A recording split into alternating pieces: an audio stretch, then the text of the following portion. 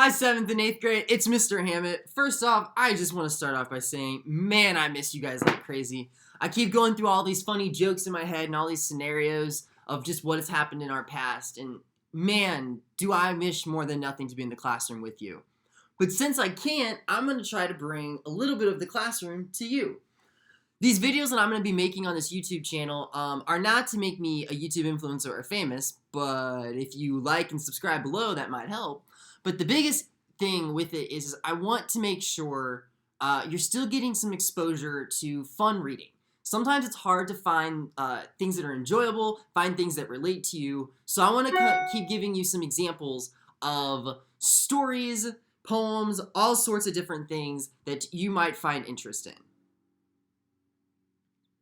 So, with that in mind, I want to start off today by reading to you a poem that I really love.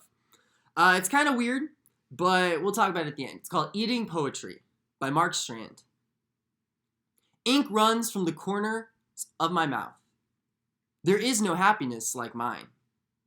I have been eating poetry.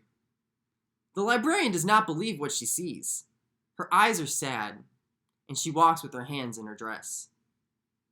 The poems are gone. The light is dim. The dogs are on the basement stairs and coming up. Their eyeballs roll. Their blonde legs burn like brush. The poor librarian begins to stamp her feet and weep. She does not understand. When I get on my knees and lick her hand, she screams. I am a new man. I snarl at her and bark. I romp with joy in the bookish dark. So that poem can be a little weird if you were picturing a man doing all that stuff, you know, eating poetry in a library, barking at the librarian, licking her hand. But the way I interpret it is the man slowly kind of turning into a dog. And that's kind of the beauty of poetry, is that everyone kind of has a little bit of a different interpretation, and no one can tell you you're just wrong. If you're hearing the words and it's an image is coming in your head, that's the way poetry works. The last thing I wanted to do in this video, aside from do my first reading, is kind of give you guys some tips on how to succeed in this extended time away from each other. So there's really three big things I wanted to talk about. The first one is the obvious one. You have to read, okay? Reading is the best way to expand your brain. And if there was ever a time to explore and try to find books that you're passionate about or that you're interested in, now would be the time. There's lots of online resources right now for people to try to find books, and I would be happy to show you in one of these future videos how to get there and find those free books. There's also a thing called Audible where you can have books read to you, read-alouds, those kind of things. Audiobooks is the word for it. And so just please take this time to read some comics that you really like, find some new graphic novels, anything, any book. Maybe there's a book in your house you've always kind of wanted to read, but you just never thought you had the time. Now's a good time to start that. So tip 1, read.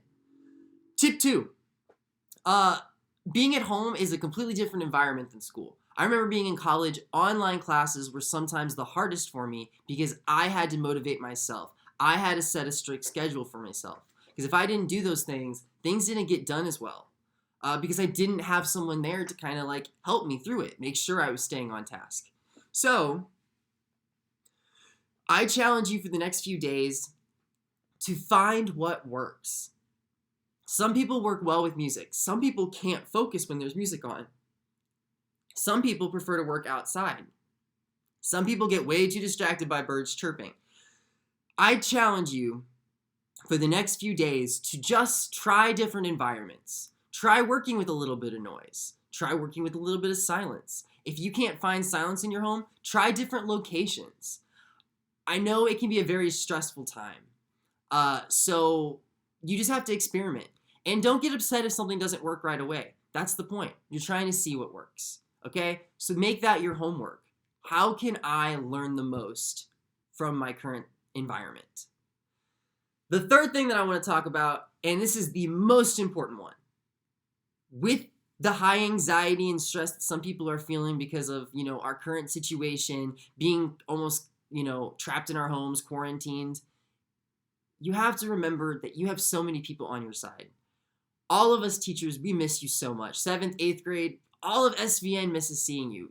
The principals, you have to remember that you are not alone in this. We are all trying to find new ways to adjust to this new type of learning.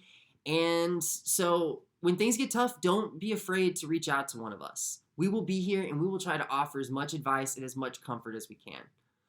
But with that being said, that is the rest of our video today. And please comment below if there's any sort of poems or anything that you'd like to hear me read, any short stories that you like, or if there's any topics you want me to cover.